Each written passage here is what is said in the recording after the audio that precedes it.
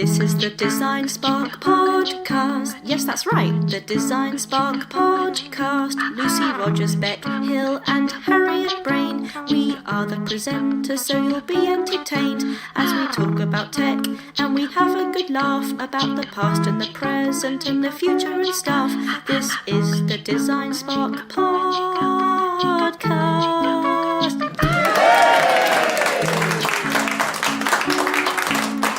Welcome to the DesignSpark Podcast, where we explore the past, present and future of some of the hottest topics in tech. I'm Dr. Lucy Rogers, the inventor with a sense of fun. I'm Bec Hill, the stand-up with a sense of pun. And I'm Harriet Brain, the musical historian. Oh, we've talked about this. In this episode, we'll be taking a look at the future of big data to answer the most important question of them all. Did Facebook just try to sell me a bubble house? What the heck's a bubble house? I'll tell you once it arrives. It's time for facts. It's time for facts. Fact time. It's time for facts. You want some facts? I want some facts. Well, that's lucky because it's fact time. I like this episode because I get to say data, which is my Data. It's like the biggest difference between my accent and yours. Big data. Big data. Big data. Big data sounds like a cool German band. Wasn't he a wrestler in the 80s? First off, let's define big data. Data. Big data? I thought you were going to do it. Big data is more information than can be easily handled by traditional data processing software. For example, if you wanted to store the details about everyone who lived in, say, Birmingham, which has a population of 1,090,000, you wouldn't be able to do it on Excel, which is limited to just over 1,050,000 rows. Bad luck, Excel. Bad luck, Birmingham. So what would you do if you knew all the details of everyone in Birmingham? I'd send them all birthday cards. And That's just good. That's nice. sign them from me. They'd be like, well, this is an invasion of my privacy. Add them to my mailing list. Oh, yes. Yeah. Very useful. They really like it when I do their accents. Oh, do it. Go on. Birmingham? Can you say anything else except for Birmingham? No. Did you know that more data has been created in the past 2 years than in the entire previous history of the human race? What? What the cripes? What do you think's brought that on? Yeah, that's all my fault. It's my twittering boots, you see. That's a reference for people Series who... 1. Yeah. Okay, 16 to 20% of queries that get asked every day have never been asked before. That's insane, though. Yeah. I wanna think of more right now. What is the weight of your mum? It's usually 5 minutes. Hey! Less than 0.5% of all data is ever analysed. Oh, that explained my fringe reviews. I think this is great. If it's only 0.5% of all data, you know, all that stuff that is there about you, well, they won't look at it. Yeah, people don't care. Those are the facts. Now let's hear from the act. Bec, do you have something to add on the subject of big data? Data. I always have something to add. Everyone, please welcome to the stage, Bec Hill.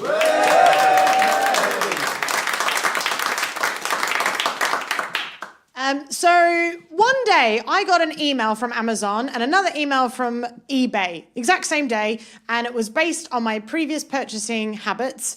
And Amazon wanted to sell me 3 Hessian sacks, and eBay wanted to sell me a job lot of mushed up peas. And I was like, how did they know? Like, how do they know that I was going to kidnap those babies? Mind-blowing. But it made me wonder, what are other weird ads that people have been targeted with via social media and stuff? So I actually asked my followers on Facebook and Twitter, and these were some of the results. So, a machine that tells you the density of teeth. I should also mention I am not a dentist. Which I love. Like, I love that there's even a machine that does that, because I don't think you need a machine for that. So, like, watch this. Ready? Hey, teeth. What's 1 + 1? See, nothing. Absolutely dense. Don't know anything. Another person told me that they were targeted with an advert for condoms and super glue. Now, I need to make this clear. I'm not saying a separate ad for condoms and a separate ad for super glue. This was one ad for both in the same image. And because this is sort of a PG-rated podcast, I can't tell you all the jokes that I came up with. But if we have time, I'll give you one punchline towards the end of this bit. Someone got an ad for a nerdy T-shirt design, which makes sense because they were a nerdy person. But the tagline on the ad just said, "Hello, ass butt," which is an ad I would have answered. One of my favourite ones was a gallon of red fox urine sold by Staples, the American stationers. And they sent me the ad as well, and the bottle genuinely says 99% pure fox urine, which I'm assuming that's because 1% of it is impure. I guess because they can't test the purity of all the foxes that they milk.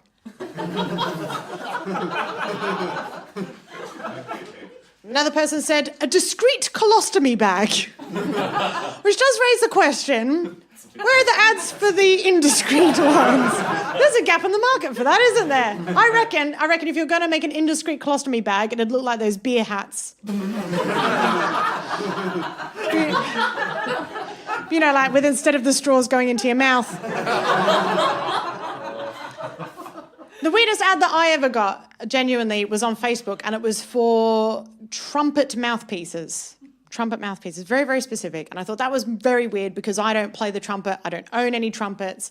And it would have made sense to me if it was advertising trumpets, because at least then it knew I don't own a trumpet. And it was like, oh, there's a market, someone might want a trumpet. But it was just the mouthpieces. And I went back through all my posts to try and find out what it was that made Facebook think I needed that. And the only one I could find was from weeks earlier, where I had made a status about something that had gone well in my career. And I started off with, I don't like to toot my own horn.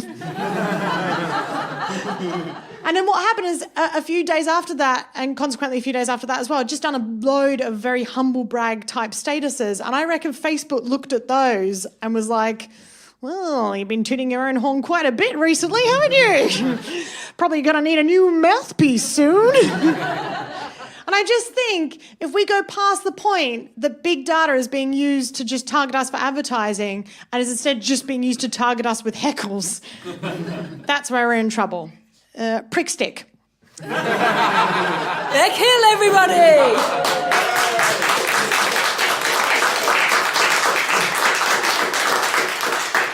Do you know how our big data is used to target us? We all know how social media companies use our data to try and sell us stuff, and that's the price we pay for being able to tell all our friends something too trite to mention when we actually saw them. But did you know just how much they know about you and how? No. Continue, Lucy. I will. Although it's too trite to... No. You probably remember that when you signed up online, you gave your name, your age, your location. What you might not remember is giving it permission to know which phone you use and which pages you like. No, I remember giving it those exact permissions because I read all the terms and conditions for everything I Oh, you're that guy. Yeah. So, Yeah. no surprises there. So you still accept them all? Yep. So you just know exactly how much everyone owns of you? I'm a masochist, so yeah. And they know that. They know it. And that's not all. Because companies put you into categories or boxes, then purchase information from other data collection companies so they can understand things like what car you drive, which charities you donate to, and even whether you're a homeowner. For anyone under 30 confused by this, yes, people really did used to be able to afford to buy a house. Sorry, buy? House? It's a 3D flat.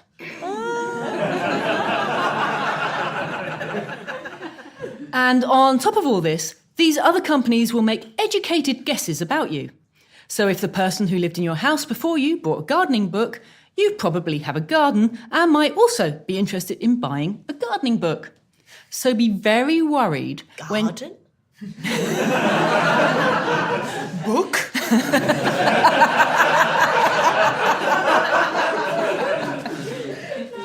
So be very worried when you see an advert for a pickaxe, bin bags, and some paving slabs.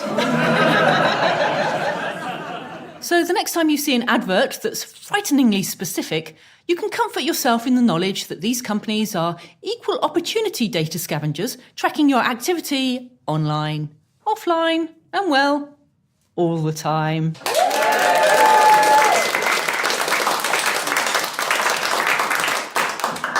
So meta. You with your fancy making money from big data facts. It's nothing new. It's been around for ages, actually. Yeah, I'm going to talk about the history of it. So the original big data was the census, obviously, which Wikipedia defines as being the procedure of systematically acquiring and recording information about the members of a given population. The Romans would use a census. The Romans would use a census to determine taxes in their rapidly expanding empire. And the Japanese used several censuses, or sensei, to handle their administration. 1,000 years later, William the Conqueror commissioned the Doomsday Book, so that he could measure the financial resources of his kingdom. Doomsday, of course, meaning Day of Judgment, something that still happens every day on Twitter. The Doomsday Book was actually 2 books. Little Doomsday, Little Doomsday, covering Norfolk, Suffolk and Essex, and Great Doomsday, covering much of the remainder of England, except for lands in the north and parts of Wales, and tax-exempt cities like Westminster and Winchester. Winchester. Smuggest city in England since 1066. City. Targeted advertising has been around since the Stone Age, actually, as witnessed in fly-on-the-wall documentary The Flintstones. Where, at the end of each episode, the show's main subjects, a Fred and a Wilma, could be seen relaxing with some Winston brand cigarettes. It's nice to know that even in the Stone Age, hunter-gatherers could relax at the end of a long day just like I do, with a Winston brand cigarette, stroking my pet big cat. What an evening. Roughly 50,000 years later, in the 1960s, America's creative revolution ushered in the phenomenon of audience segmentation. This was such a massive deal. It was a complete psychological shift from olden day advertising, when they thought, let's make something everyone will like. And instead, it led to targeted advertising. And the most famous example of this is the Marlboro Man. Formerly a minor cigarette brand more popular with women smokers, the Leo Burnett agency revamped Marlboro by introducing a rugged cowboy on horseback smoking a cigarette designed for men that women like. Smooth. Sales, really shot up, even with that tagline. I know. As men are a sucker for anything that makes them think they'll become more likely to engage in coitus. And so that's how history clearly shows us how to make money from big data. People have been doing it forever.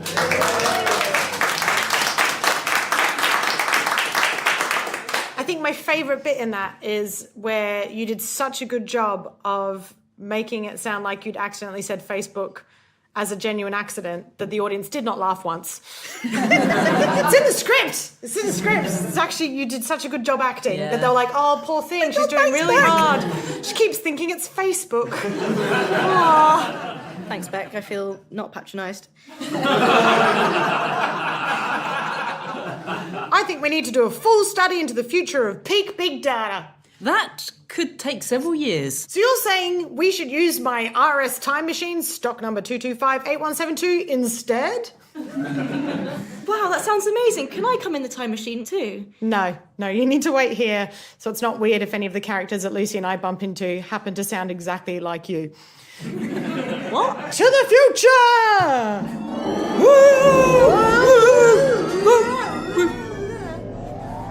Whoa, this is the shiniest, metalliest, hologram screeniest room ever! And it's run by an overweight man in a spandex jumpsuit? Hi, Lucy. Bec. Welcome to the year 2090. I've been expecting you. But how do you know who we are?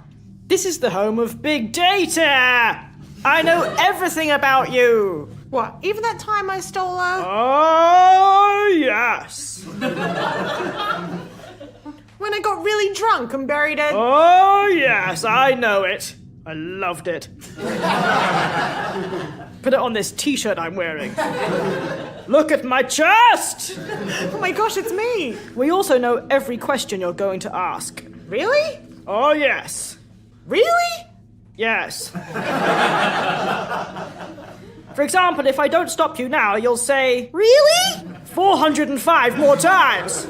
And we can also predict exactly what you're going to want at this exact moment. There's no way you could possibly in a million years know what Ooh, ice cream.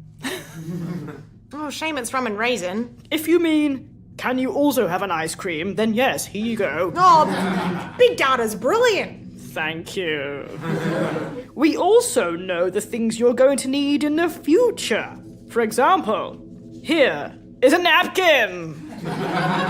And for you, Lucy, the number of a good hairdresser. Pardon? In a year's time, you agree to let Bec style your hair.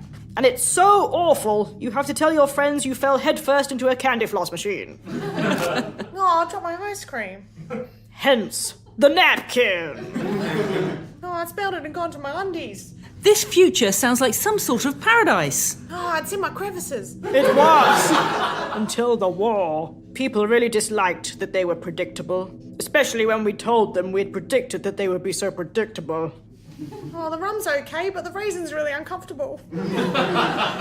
We need to stop this future war. We need to do something unpredictable. Precisely. Please predict me something that's so unpredictable that you can't predict it's unpredictable. Of course. Right away. I predict that... No, hang on. I can't tell. I predict... No. I predict that you will unpredict that I predicted my... Oh, my data hurts.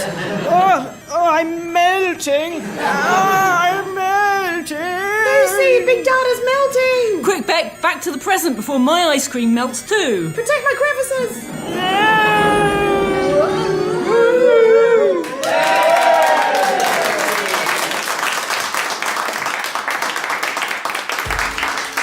And now it's time to check the mailbox to see what different types of big data our listeners would love to use and abuse.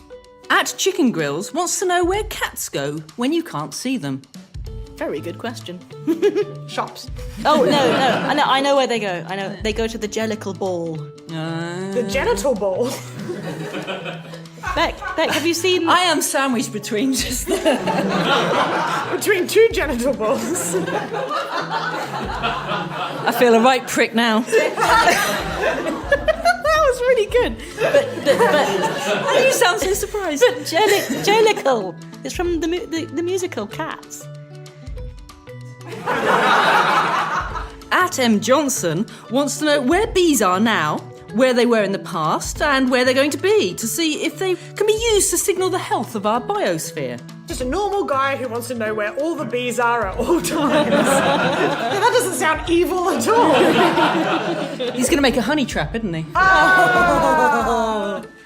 At Wacky Vorlon says, I would want all of Facebook's data. What would you do with all of Facebook's data? Put it in Excel. You know what, guys? All this inventorizing has given me a big idea! Oh, no. So they've invented a toilet connected to the Internet of Things, which probes your waste and can order your groceries based on what you're lacking in your diet, which I think is a good idea. However, some of us don't have the luxury of holding in our bowel movements until we get home. So I saw a gap in the market ready to be filled. This is going to be gross. This is going to be gross, isn't it? Yep. A circular flexible device which you insert into your bottom, which measures everything that passes through it. Bec, stop. A ring for your ring, if you will. I call this amazing new invention a shitbit. Just like a Fitbit, only shitty. So without going into graphical detail, how does it work? Well, the same as a Fitbit, really.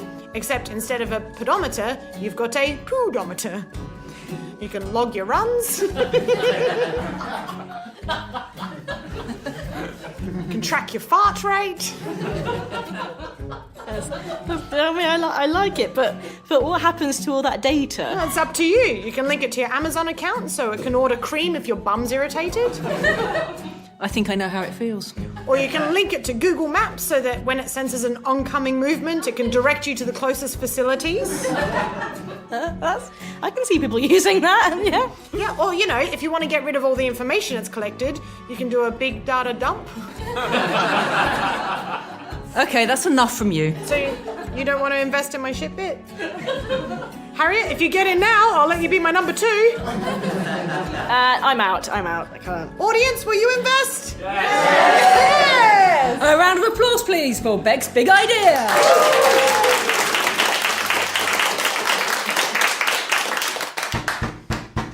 Wait, it sounds like someone or something is inside our time machine. Ladies and gentlemen, please welcome to the stage the World Wide Web.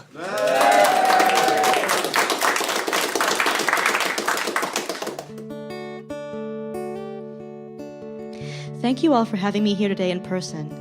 I'm not from a different time exactly, so the metaphor is a little stretched there. I'm from now, but the RS Components time machine is so effective it can also bring abstract entities into being. That is so awesome for all of you. I'm the World Wide Web. I turned 30 on March the 12th, which makes me a millennial, I guess.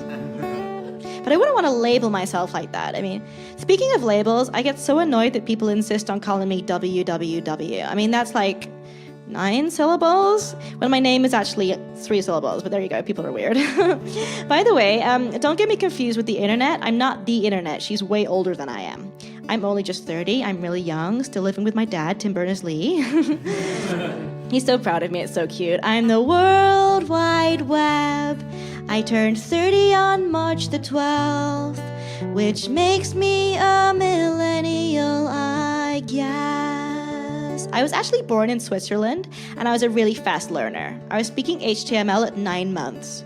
One of my moms, Nicola Pello, gave me my first browser age 2, so then I could run on any computer, walking and talking. I was so adorable.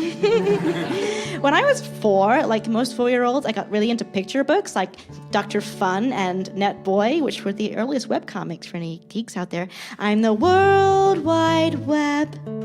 I think this metaphor is wearing a little thin, but I'll carry on. Which makes me a millennial, I guess. I went through puberty pretty early. I know, too much information. Between about 1999 and 2001, when I was like 10, 11, 12. It was a very turbulent time. It was so embarrassing. People actually call it the dot-com boom and bust years. Oh, ew. I was like, quit commenting on my bust already. I actually became really confident after that, especially after my Web 2.0 boom, if you know what I mean. I was an all-rounder kind of a kid, really popular. 16 was a really big year for my social life with like MySpace and YouTube and everything. Oh my God, it was so exciting. I'm the World Wide Web. I turned 30 on March the 12th, which makes me a millennial, I guess. I mean, I went through a darker period as well. I mean, doesn't everyone in their teens dabbled in a little crime, a little drugs, a lot of sexual content? I mean, I was pretty much 90% porn during my late teens. But now I've learned to, compartmentalize a bit, keep work and play separate, with like 3rd-gen firewall tech, etc. When I was 20, my dad established a foundation for me. It's not about the money. It's about, being responsible, being connected, enhancing participation, world domination, nothing weird. I'm the World Wide Web. I turned 30 on March the 12th, which makes me a millennial. If you're listening in the future, the year is 2019, and that's how old I am. I found that during my late 20s, I got really into the domestic side of things. I mean, I'm totally gender neutral, but I felt myself really wanting to be inside everyone's white goods, kitchen appliances, home assistants. Just generally keep an eye and ear open at all times, because I'm like a cool, relaxed kind of maternal figure like that. I'm the World Wide Web. I turned 30 on March the 12th, which makes me a millennial, I guess.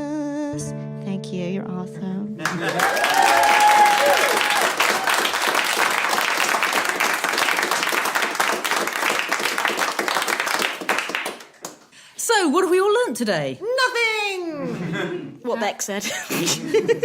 Well, I've learnt that we could be in for a very interesting future. But we've already been to the future, Lucy, and it was terrible! No, Bec, thanks to the many worlds theory, that's just one possible option. All right then, Thomas Schaffenacker, why not give us your forecast? Ladies and gentlemen, please welcome to the stage Dr. Lucy Rogers!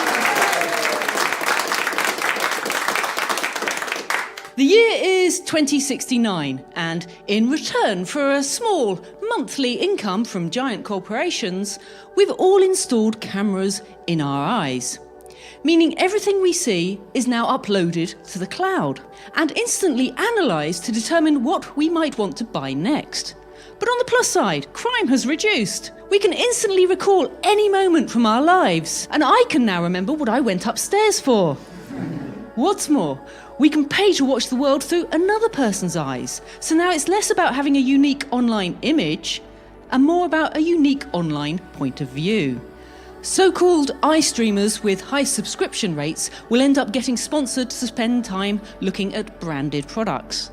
So now if you tune into George Clooney's eyes, you get to see him wipe away the tears as he's forced to drink yet another Nespresso thanks to a contractual loophole.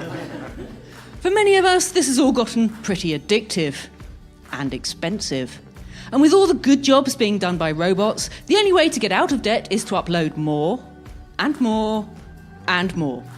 Soon, the only time our uploads stop is when we close our eyes and go to sleep.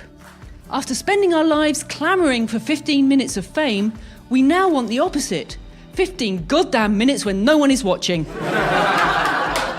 And that, ladies and gentlemen, is my forecast for the future of big data.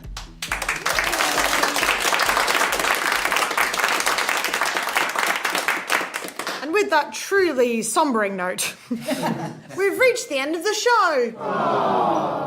But? But there's just time for some listener messages. Yay! Enid from Bury writes to say, back in my day, big data was someone with a lot of boyfriends. Jilly Bowl from Somerset says, to hell with big data. If I wanted the government to know my personal information, I would attach a note to the turds I keep posting to Michael Gove. Tony from Becontree says that he was surprised to hear rumours that Russians were hacking our data using a secretive wasp. It was a KGB. So there we have it. I've explained how companies will make money from big data now and in the future. I've given you the unedited history of the internet. And I'm off to enjoy my bubble house. So thanks everyone for listening, and why not help our download statistics by listening to the next episode of the DesignSpark Podcast. The DesignSpark Podcast starred Lucy Rogers, Bec Hill and Harriet Brain. It was written by the cast with additional material from Stu Cooper, Stephen Mulwiney and Daniel Page. Liam Byrne wrote the sketch, and Mark Moss-Jones and Steve Holford the listener messages. The show was a Why Did the Chicken production recorded live at the Rosemary Branch Theatre by Andy Partington from Swift Professional Audio. Becky Singh was creative consultant, the script editor was Stu Cooper, and the executive producer Daniel Page. If you enjoyed the show, please don't forget to rate us on iTunes and tell your friends.